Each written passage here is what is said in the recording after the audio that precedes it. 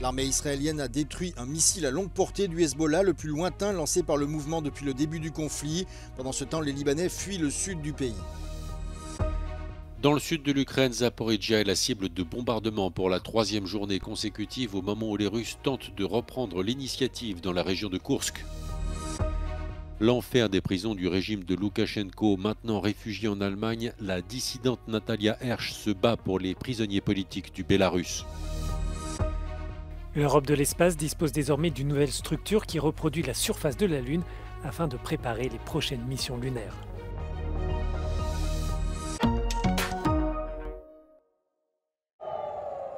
Les tensions entre l'armée israélienne et le Hezbollah ne faiblissent pas. Le système de défense solaire israélien est entré en action ce mercredi et a de nouveau intercepté un missile lancé depuis le Liban vers le centre du pays. Le missile n'a fait ni blessés ni dégâts, mais il a déclenché les sirènes dans des villes comme Tel Aviv et Netanya. Il s'agit de l'endroit le plus au sud où des missiles ont pénétré en Israël depuis le Liban. L'armée israélienne a déclaré avoir identifié, frappé et détruit le bâtiment au sud du Liban d'où provenait le missile. Tsahal a fourni des images de la destruction de ce dernier. Depuis l'attaque supposée d'Israël à l'aide de beepers piégés il y a une semaine contre des dizaines de militants du Hezbollah, les affrontements sont quotidiens. Ce mardi, Israël a tué un haut commandant du Hezbollah dans le cadre d'une campagne de bombardement de 2 jours qui a fait plus de 560 morts selon le ministère de la Santé libanais. Ces affrontements ont également incité des dizaines de milliers de personnes à fuir le sud Liban pour chercher refuge et échapper à un possible élargissement du conflit.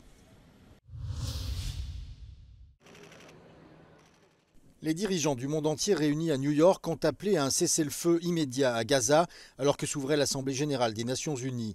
Plusieurs pays ont critiqué la guerre en cours entre Israël et le Hamas alors que les craintes d'une guerre régionale totale au Moyen-Orient augmentent avec l'escalade entre le Hezbollah et l'État hébreu.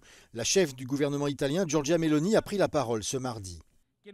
E seguendo lo stesso ragionamento sosteniamo ovviamente il diritto del popolo palestinese ad avere un proprio Stato, ma affinché questo possa vedere presto la luce è necessario che i palestinesi lo affidino a una leadership ispirata al dialogo, alla stabilizzazione del Medio Oriente e all'autonomia. Si Giorgia Meloni a répété qu'Israël avait toute la légitimité pour défendre ses frontières, elle a demandé à ses dirigeants de respecter le droit international en protégeant les populations civiles. Elle a appelé à un cessez-le-feu entre Israël et le Hamas et à la libération des otages de l'attentat du 7 octobre dernier.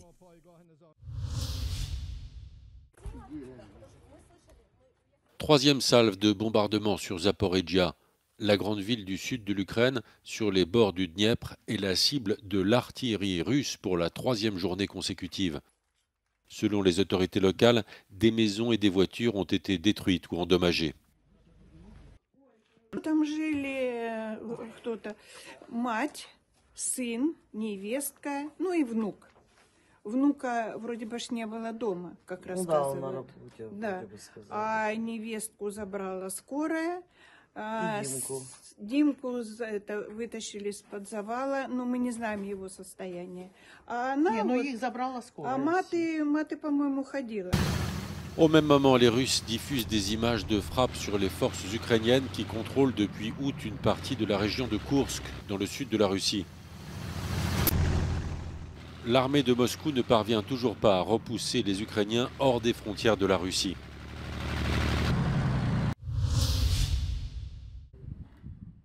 Amnesty International qualifie de torture les conditions de détention dans les prisons du Bélarus. L'opposante bélarusse Natalia Hersh en a fait l'expérience. Maintenant qu'elle est à nouveau libre, la dissidente lutte pour que les 1400 prisonniers politiques du Bélarus ne soient pas oubliés. Euronews a rencontré Natalia Hersh dans l'ancienne prison de la Stasi à Berlin. Es ist ja jüngst ein Gefangenenaustausch, hat ja stattgefunden zwischen Russland und westlichen Ländern. Da ist ja kein einziger belarussischer Gefangener oder Gefangene freigekommen. Die politischen Gefangenen, das ist die schlimmsten Menschen für Diktatur. Warum sollen sie loslassen? Weil sie werden wahrscheinlich, wenn sie das Land sogar verlassen, sie werden auch aktiv werden. Ja? Also es ist sehr große Gefahr für Diktatur. Les conditions de détention des prisons bélarusses sont dures. Alors qu'elle était prisonnière, Natalia Hersh a refusé de coudre des uniformes pour le régime bélarusse. La dissidente a été sanctionnée pour son refus. Natalia Hersch a dû passer 46 jours dans une cellule d'1,5 mètre de large. Das war Foltern.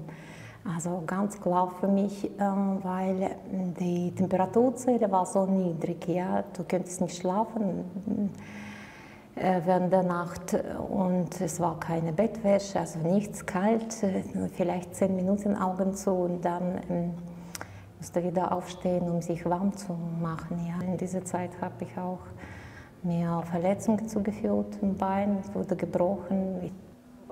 Was durftest du machen während dieser Zeit? Also durftest du irgendwelchen Aktivitäten nachgehen, schreiben oder etwas lesen? Schreien habe ich nicht probiert, aber singen habe ich gesungen. Das war so, also ich war in der Zeit nicht alleine im Karzer zusammen, also ich meine im gleichen Gebäude, nicht in der gleichen Zelle mit einer anderen politischen Gefangenen und per so Gesang haben wir unsere Emotionen gewechselt. Als wann sie gesungen hat, dann ich habe geweint. Und wenn ich gesungen habe, dann bei ihr traurige Emotionen hat gelöst. Gab es bestimmte Lieder, die er gesungen hat? Ja, das war Kupalinka. Kupalinka est une chanson folklorique bélarusse très connue.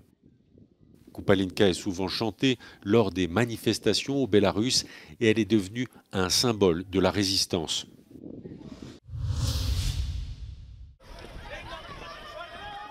Une centaine de personnes étaient rassemblées à Barcelone pour protester contre un salon immobilier qui se tient dans la ville.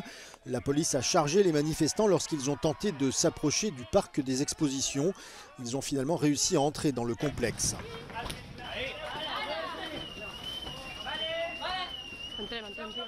La manifestation a été organisée par plus de 100 syndicats et organisations du mouvement du logement, du mouvement environnemental et de la défense du territoire. La flambée des coûts du logement était au cœur des préoccupations des manifestants. Au cours de la dernière décennie, les loyers à Barcelone ont augmenté de 68% et le coût d'achat d'une maison de près de 40%. Selon certains économistes, les appartements destinés aux touristes, y compris les sites de location en ligne, ont mis à rude épreuve le marché local du logement.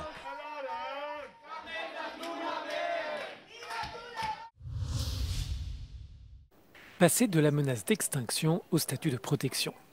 Les loups avaient pratiquement disparu des forêts européennes, mais grâce à des programmes de conservation, la population de ce carnivore a augmenté.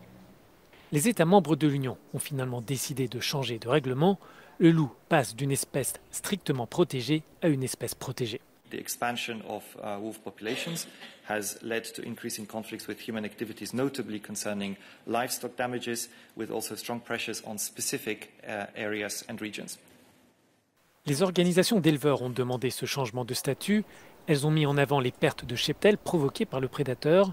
Selon la Commission européenne, l'Union compte un peu plus de 20 000 loups et le chiffre continue de progresser.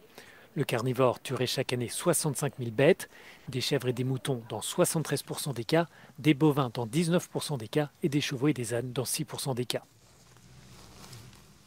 Les défenseurs de l'environnement dénoncent ce changement de statut. It's a very sad day because the ongoing recovery of the wolf is actually one of our main success stories in Europe for conservation, and it should be celebrated as a big success. And instead, the European Union is now sending a very shameful signal just a few weeks before the COP16 on the Convention for Biological Diversity. Une large majorité de pays membres a approuvé la proposition. Seuls les ambassadeurs irlandais et espagnols se sont opposés. La Slovénie, la Belgique et Malte se sont abstenus.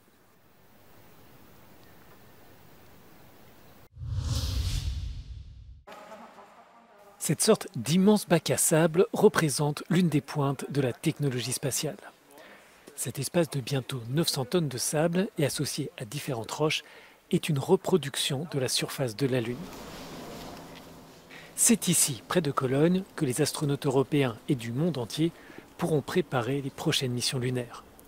Cette installation, qui a ouvert ses portes mercredi, n'a pas d'équivalent au monde. Cette installation est unique parce qu'ici, on trouve tout ce qu'on va trouver sur la Lune. On a de la sable lunaire, vraiment petite et fin. et c'est dangereux si on respire ça, ou c'est dangereux aussi pour l'équipement. Donc il faut apprendre le comportement. Puis on a aussi les roches lunaires. Bon, ce sont des roches de la Terre, mais vraiment identiques comme les roches qu'on va trouver sur la Lune. D'ici 2026, cette installation disposera d'une structure qui permettra de reproduire la gravité de la Lune. La simulation d'une base sera accolée à la structure afin de pouvoir mener des missions lunaires d'une semaine ou plus sur cette reproduction. L'installation restitue aussi la luminosité particulière sur la Lune. Also, as you can see, the illumination is very peculiar, very special, right? On the moon, there is no atmosphere, so there is a very sharp contrast between an intense darkness and this intense light. And people who have experienced it, they really tell you it's challenging. It's not something we are used to. L'infrastructure s'adresse également aux industriels. Ils pourront tester leurs équipements, comme les rovers ou les combinaisons, dans des conditions extrêmes. It's important because we want things to fail on Earth before they fail on the moon. We want to test everything here to its extreme so that we know how the things are working, how we distribute also tasks between astronauts, robots and teams on ground. And we want really the technologies to be tested in real environments, in realistic environments. Tous les concepteurs du projet, lancé il y a un peu plus de 10 ans, n'ont qu'un seul objectif, donner le sentiment aux astronautes qu'ils ont déjà un pied sur la Lune.